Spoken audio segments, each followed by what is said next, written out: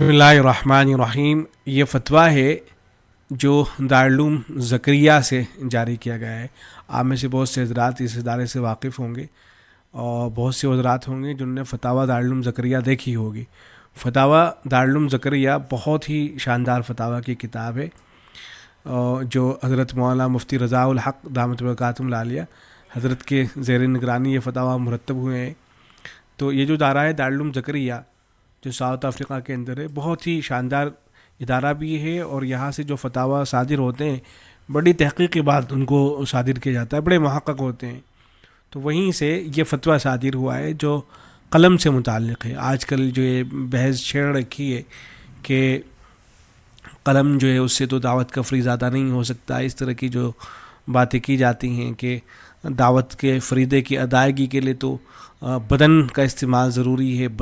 اور بدن کے استعمال سے مراد وہ لیتے ہیں کہ باقاعدہ آدمی جائے، اگر نہیں جا رہا ہے، قلم کا استعمال کر رہا ہے تو پھر اس کی کوئی اہمیت نہیں ہے، یا یہ کہ اہمیت ہو سکتا ہے ہو لیکن اتنی زیادہ اس کی اہمیت نہیں ہے. اس طرح کی جو باتیں بیان کی جا رہی ہیں آج کل، حالانکہ اکابر پہلے سے لکھتے چلے آئے ہیں ان باتوں کو، کتابوں کے اندر یہ باتیں لکھی گئی ہیں کہ بعض مرتبہ جو کام قلم کے ذریعے سے لیا جا سکتا ہے اور لٹریچر سے جو فائدہ ہوتا ہے، تحریروں سے جو فائدہ ہوتا ہے، آپ لاکھ جا کے کسی کو سمجھا لیجئے اور اپنا بدن کا استعمال کر لیجئے، اس سے وہ فائدہ نہیں ہوتا ہے. اس لیے کہ لوگوں کے اذہان مختلف ہوتے ہیں. بعض لوگ تقریر سے متاثر ہوتے ہیں، بعض لوگ ملاقاتوں سے متاثر ہوتے ہیں، اور بعض لوگ تحریریں پڑھ کر متاثر ہوتے ہیں. بلکہ دنیا بھر میں اس وقت اگر آپ دیکھیں گے تو بہت بڑی تعداد وہ لوگ جو اسلام کے اندر داخل ہو رہے ہیں تو وہ حضرات ہیں جو قرآن مجید پڑھ کے جو ہے قرآن مجید کا مطالعہ کر کے یا احادیث کو دیکھ کر کے وہ اسلام کے اندر داخل ہو رہے ہیں. ان تک کوئی پہنچا ہی نہیں ہے، ان تک جو ہے ایسا نہیں ہے کہ باقاعدہ ان کو جا کے ملاقات وغیرہ کی گئی ہوں، اس لیے کہ وہ لوگ ملنا نہیں چاہتے ہیں، ملاقات نہیں کرنا چاہتے ہیں. تو ایسے لوگوں کے لیے تحریریں مفید ہوا کرتی ہیں.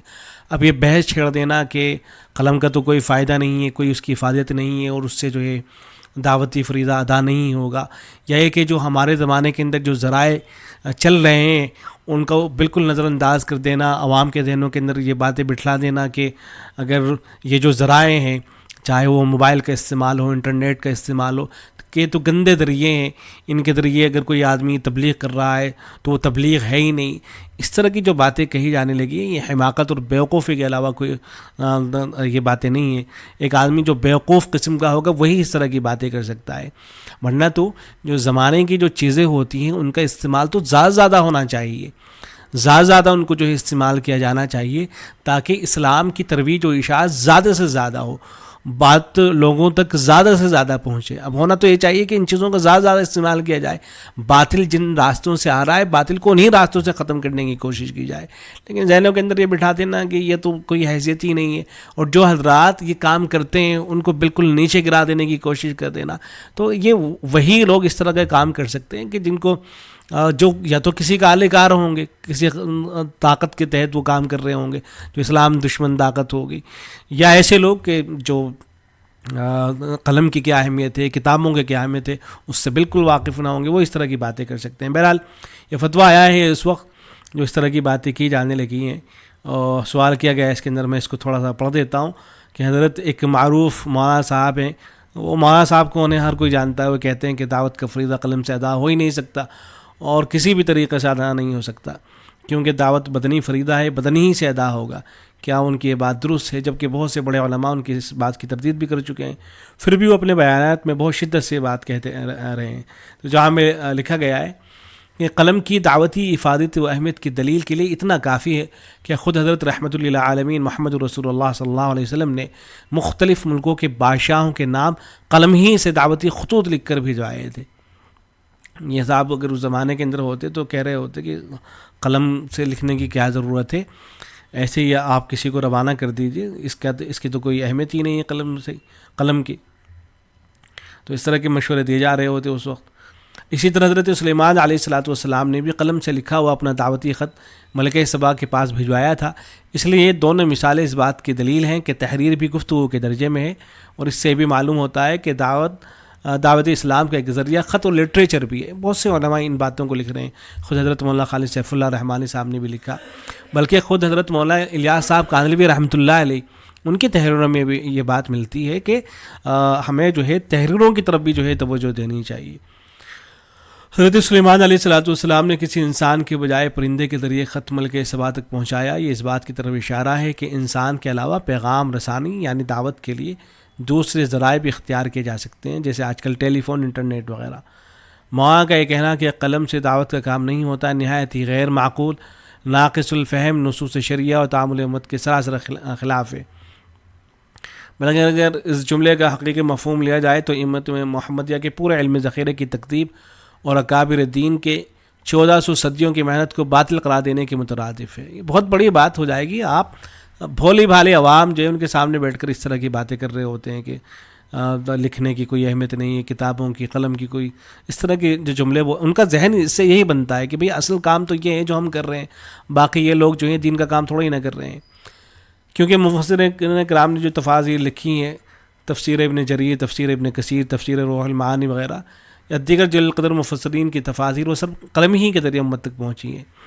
اسی طرح محدثین اعظام نے جو لاکھوں احادیث جمع کی, اصول حدیث مرتب کیے, شروحات حدیث تصنیف کی, جیسے بخاری شریف, موطا امام مالک, ابو داؤد, فتح الباری, شرح نوی, فیض الباری, یہ سب قلم ہی کا ثمرہ ہے.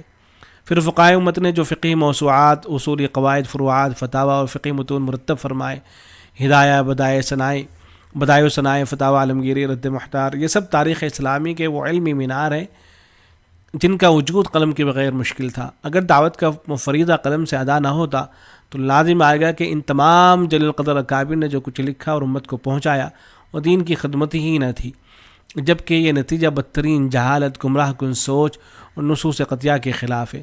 حقیقت یہ ہے کہ دین کا زیادہ حصہ امت تک قلم کے ذریعے منتقل ہوا.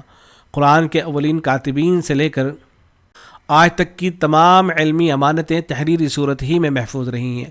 اگر قلم سے دین کا کام نہ ہوتا تو اللہ تعالیٰ نون والقلم وما یسطرون کی قسم, قلم کی قسم نہ کھاتے, نہ الذی علم بالقلم فرما کر تعلیم اور ترسیل دین کا اصل وسیع قلم کو قرار دیتے, اور نہ سید الانبیاء صلی اللہ علیہ وسلم ملوک عرب و عجم کو دعوتی خطوط ارسال فرماتے. لہذا قلم کی اہمیت کا انکار در حقیقت قرآن, سنت, انبیاء علیہ الصلوۃ والسلام کی سیرت, صحابہ اکرام کے تعامل, امت کے اجماع اور اصول فقہ جیسے بنیادی علمی مسائل سے چشم پوشی کے مترادف ہے. اس وجہ سے ایسا قول علم معیار کے مطابق درست نہیں سمجھا جاتا, بلکہ اسے دین کی بنیادوں سے ناواقفیت پر محمول کیا جاتا ہے. اور جیسا کہ آپ نے سوال میں فرما دیا کہ متعدد جلیل القدر اکابر علماء نے بھی ان کے اس قول کو واضح اور مجدد تردید فرمائی ہے. لہذا مناسب یہی ہے کہ ان بزرگوں کی آراء اور دلائل کی جانب رجوع کیا جائے.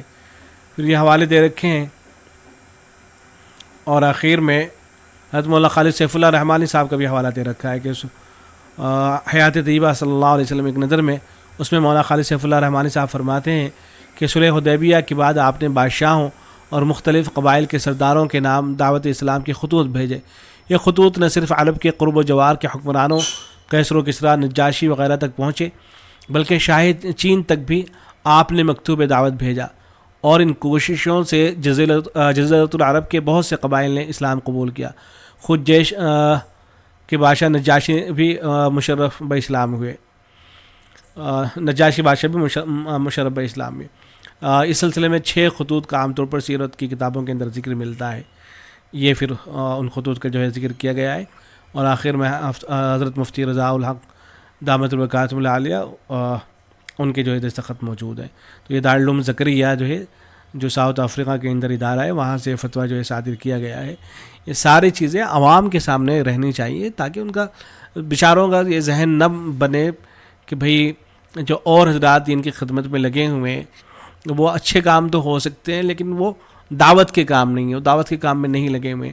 دعوت کے کام میں لگا ہوا وہ شخص وہی سمجھا جائے گا جو ہمارے طریقے میں آ کے لگے گا. یا اگر کوئی آدمی قلم کے ذریعے سے خدمت کر رہا ہے تو وہ کوئی خاص کام نہیں کر رہا ہے, یا ہو سکتا ہے خاص کام ہو, اس کی اہمیت ہو, لیکن اتنی زیادہ نہیں ہے جتنی زیادہ ہمارے کام کی ہے. تو سب یہ لایان قسم کی باتیں ہیں. ذہنوں کو صاف رکھنا چاہیے, اور جو صحیح بات ہے وہ لوگوں تک زیادہ پہنچنی چاہیے. السلام علیکم و رحمۃ اللہ.